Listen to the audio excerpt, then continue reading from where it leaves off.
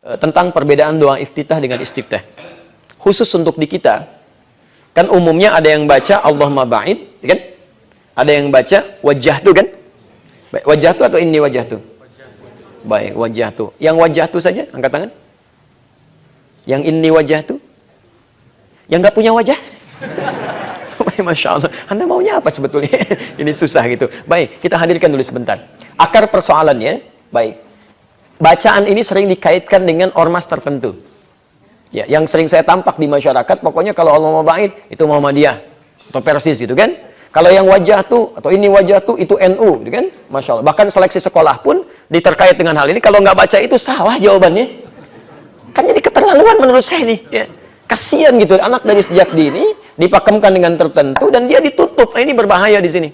Sehingga dikondisikan dari sejak kecil untuk bermasalah dengan yang lainnya. Wah, ini kalau nggak gini bukan bagian dari golongan saya. Ini bukan bagian dari golongan saya. Padahal Nabi mengajarkan yang sama. Karena itu kita ikuti, termasuk menghukumi real sunnah dengan bacaan tertentu. Kalau baca ini sunnah, kalau nggak baca itu bukan sunnah. Awas, itu berbahaya. Nah, sekarang kita coba keluarkan analisis semua hal ini. Caranya kemudian kita keluarkan dulu argumentasi dalilnya. Jadi kalau Bapak Ibu ingin membahas sesuatu dalam hal praktek yang berbeda, keluarkan semua dalil terkait dengannya. Ya. Saya kasih rumus cepat, kemudian kita turunkan. Ya. Dan jangan-jangan berdebat dalam hal luarnya, tidak paham isinya. Ya. Dua-duanya berdebat, oh yang benar Allah wa'id. Yang satu mengatakan, yang benar itu wajah tuh. Ternyata dua-duanya nggak paham artinya. Metodenya disebut al-jam'u wa taufiq. Ya. Al-jam'u wa taufiq. Al-jam'u itu mengumpulkan semua riwayatnya yang ada. Yang dari Nabi. Kan tadi Al-Quran, Sunnah. Keluarkan semua Al-Qurannya, keluarkan semua dalil Sunnahnya. Hadirkan. Jelas? Kemudian wa taufiq. Dari semua yang ada itu, diambil petunjuk mana yang menunjukkan pada kita untuk digunakan dalam praktek ibadah. Nah, sekarang ada persoalan tentang bacaan iftitah atau istiftah yang berbeda di masyarakat, khususnya yang Allahumma ba'id dengan yang wajjahtu. Ternyata ketika dikeluarkan, setidaknya ada 12 hadis tentang ini. Bukan cuma satu.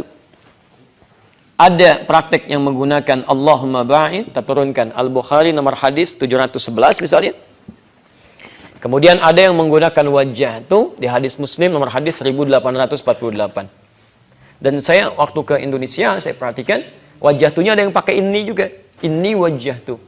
Itu memang ada di hadis Ibnu Majah ya dari Jabir bin Abdullah nomor hadis 3221, termasuk di Abu Daud nomor hadis 2579. 2579. Baik, masih dari Jabir bin Abdullah. Nah, sekarang kita keluarkan hadisnya, kita analisis. Ternyata, pertama, maaf, benar, yang membaca Allahumma ba'id itu, ada hadisnya dari Nabi di Al-Bukhari nomor hadis 711. Abu Hurairah pernah sholat di belakang Nabi, maka Nabi diam, sakata hunainatan. Kemudian baru baca Al-Fatihah. Setelah selesai, Abu Hurairah bertanya, ya Rasulullah, saya menyimak Anda dalam sholat tadi, diam sejenak, sakata hunainatan. Apa yang Anda lakukan? Kata Nabi, qultu, saya membaca doa, Allahumma ba'id baini wa baina khatayaya kama ba'adta bainal masyriqi wal maghrib. Jelas sampai sini? Dan seterusnya. Jadi kalau Anda yang membaca iftitahnya atau istiftah menggunakan Allahumma ba'id, itu artinya benar petunjuk Nabinya ada.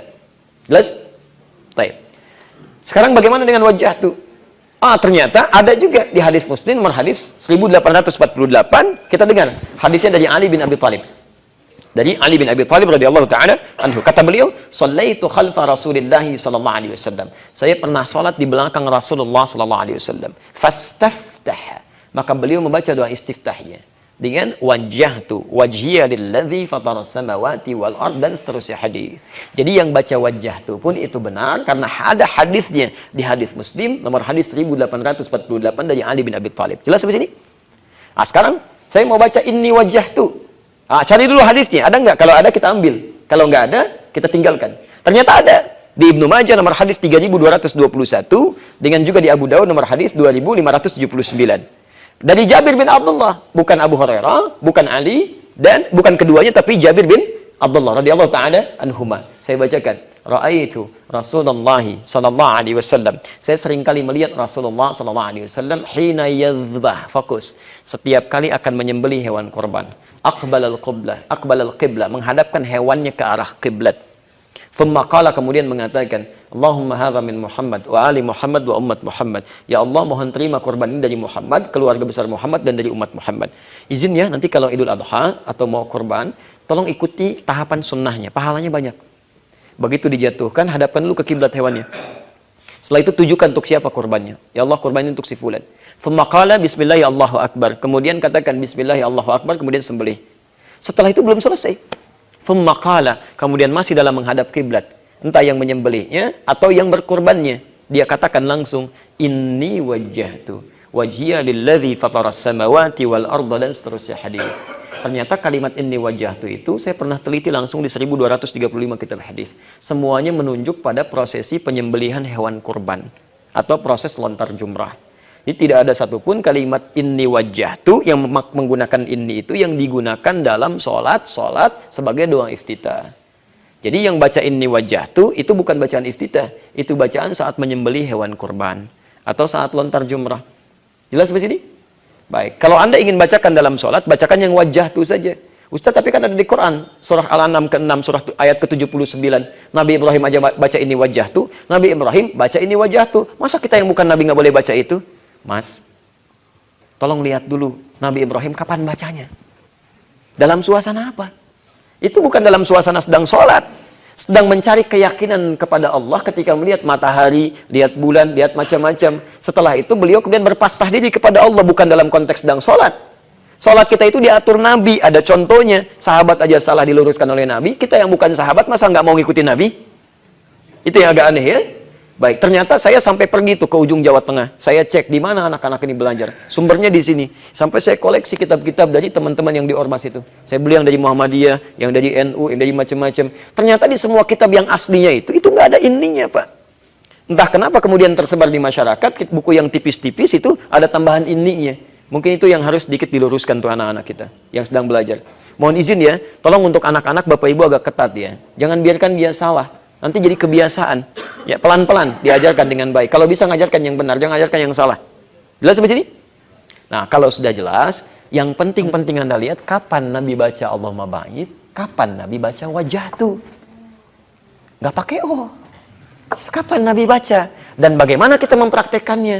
Di situ kita akan dapatkan nikmat yang mengikuti sunnah Nabi sallallahu alaihi wasallam. Ternyata Nabi itu, kalau baca Allahumma ba'id, itu seringkali dibaca dalam sholat siangnya. Kalau disebutkan sholat siang, itu yang disebutnya fardu. Dari mulai subuh sampai isya. Itu definisi fikih. Kalau sholat malam, itu pasti qiyamul lail atau tahajud. Jelas itu. Kalau disebutkan sholat malam, pasti qiyamul lail atau tahajud. Kalau sholat siang, dalam fikih itu fardu. Jadi ternyata, Nabi itu lebih banyak membaca Allahumma ba'id. Seringkali, lebih banyak. Walau tidak setiap waktu. Seringkali lebih banyak membaca Allahumma ba'id dalam sholat-sholat siangnya. Yang fardunya. Sedangkan sholat malamnya, beliau lebih banyak membaca yang wajjahtu. Di samping doa lainnya, yang ya Rabb Jibril wa Mikail dan sebagainya. Tapi lebih banyak yang dibacakan yang wajjahtu. Di sini